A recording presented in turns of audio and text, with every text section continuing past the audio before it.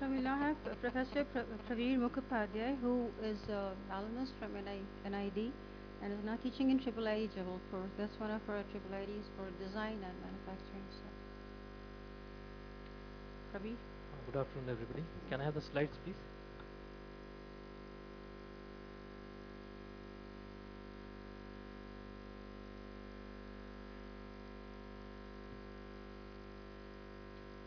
So I'm Praveen Mukhopadhyay from the IIIT Jabalpur. So the title of our presentation today is Looking Beyond the Horizon. So I'll also start with a small story. This is a story related to approaches in design thinking. Right on the slide you see the metaphor of two birds. The left is a vulture, a special category of vulture which can fly pretty high. It is supposed to be one of the highest flying birds. And on the right is a category of goose, a family of goose, which is said to be crossing the Himalayas. So both are birds, both fly high in the sky. They look at the earth beneath. But the vulture, its focus is exclusively on the dead bodies. Whereas the other one, it looks at the earth as a whole. Now we think that design thinking is at this brink. A school is like the vulture, very much focused on a particular thing. There is another school of thought whose thought process is very much holistic. It looks at the entire picture. Fortunately for us, in design is very fluid, and we can draw a metaphor of design from egg. You go to any restaurant and you see more or less all the menus are there on the menu card except for egg. Next to egg it is written to order. So if you want to go for omelette, you want to go for boiled egg, poached egg, whatever it be. So design more or less can go into these four frameworks. Product, it can be a space, including moving space like automobile or a ship, or a space like this room. It can go into the realm of interaction, that is interacting with a particular technology through modalities or channels. And it can also deal with service design. But the fact of the matter is, whatever we said and done, there is a bifurcation in design among the schools.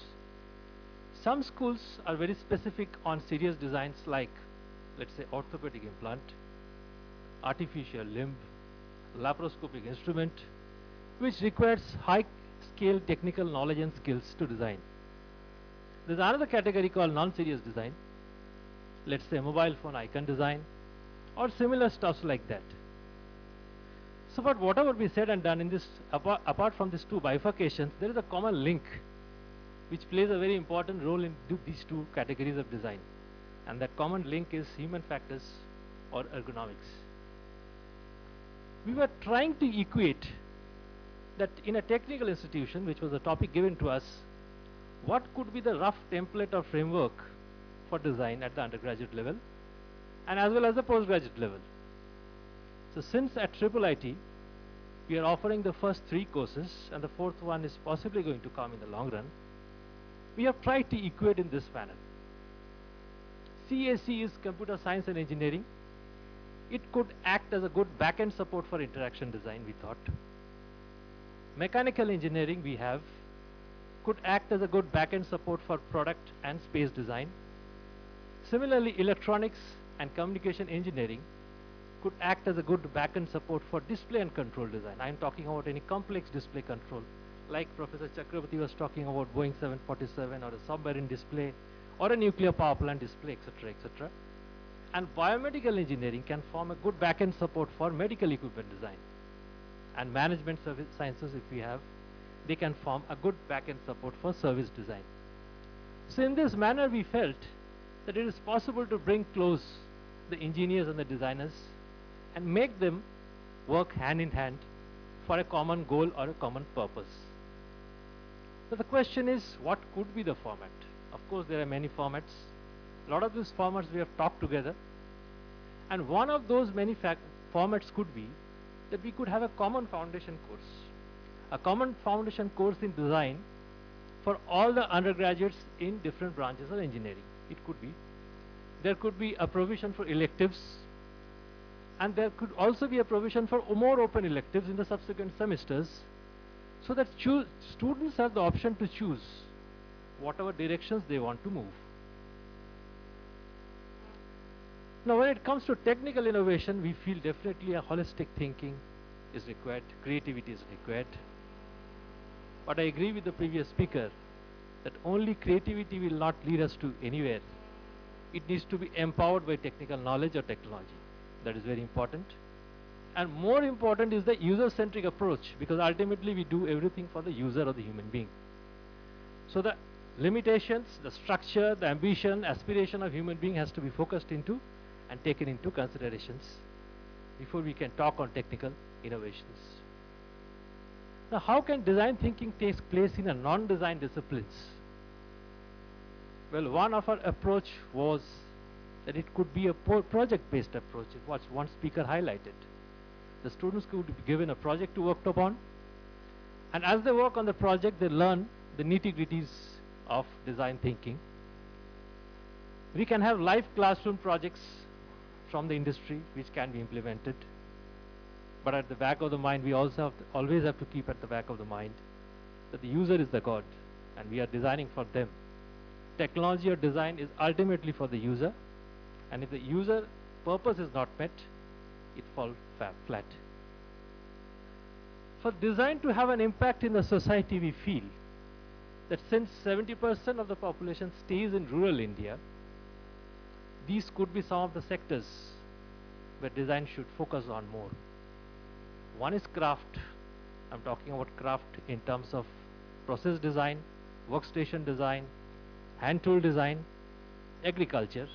I'm again talking about agricultural implement design, agricultural process design, non-motorized transportation in rural India, especially animal drawn transportation, and of course rural health. And what I missed out here is rural education. If you can focus on these sectors, I think it will have tremendous impact, and the poor people of the country, or the 70% of those people who stay in rural India, will feel what design is and how design can do good for them. Now, the content of design education in technical institutes and design institutes was one of the points which was raised. Could it be same? I would rather say, should it be same? I don't think it should be same. Why? Standalone design institutes have a different mandates. Technical institutes with design departments have a different mandates. Their students, their faculties have different aspirations. So whatever design curriculum is designed, it should be calibrated against the ethos of the institute. So these are some of the approaches to common courses that we highlighted, UG and PG. But whatever be said or done, here also we are focusing more on open electives, we are focusing more on projects, and we are focusing more on holistic design and not only engineering design. We are not against engineering design, but we are saying that it should not be only engineering design. Similarly, at the PG level also a similar approach. Some of the contents of UG could be fundamental of design, human factors, workshop skills, user study, in which our engineers are pretty weak. They don't know how to collect data from the field, how to do observational study, so we can expose them to these. Similarly, PG based content could be elective based, touching on design fundamentals like visual, product, service and management. Depending on the interest of the students, we can have research masters, we can have theses in design for masters also, or thesis in design for PhD. When it comes to calibrating our curriculum in Indian context for the global platform, we feel that the content could be remaining similar, but the sector specific approach can change because the need and approach of each country is different. So we can go by the same fundamental principles of design, but we can change the approach depending on what the demand of the specific country is. But the million-dollar question we always fight among ourselves, engineering versus design. I would not go into that. We were trying to look at some of the factors which can stick engineering with design. So this is what some of these subjects we dug out. Management, necessary for designer and engineer both.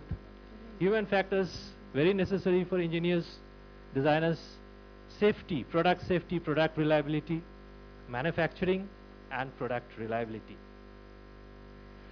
So the pedagogy for the studio-based hands-on practice, when it comes to, we talk about two types of timetable system. One is a block timetable system and a semester system. We are in favor of a combination of both. Possibly when it comes to skill-based approach, a block timetable is better. When it comes to theory, a semester system is better because it gives students the time to absorb the theoretical contents. To build a design ecosystem in the country, I believe that these could be some of the steps, like faculty exchange between technology design institutes. Similarly, students exchange, joint student projects, and joint design consultancy. Ladies and gentlemen, we have come a long way. When we look at the horizon, we look at the horizon because we like it. The sun sets at the horizon, the sun rises at the horizon. But the fact of the matter is that the design has traveled a long way. Today, design is conceived in country A, it is manufactured in country B, and it is used by the users in country C. So we can't remain confined only at the horizon. It is time we rise up and learn looking beyond the horizon. Thank you.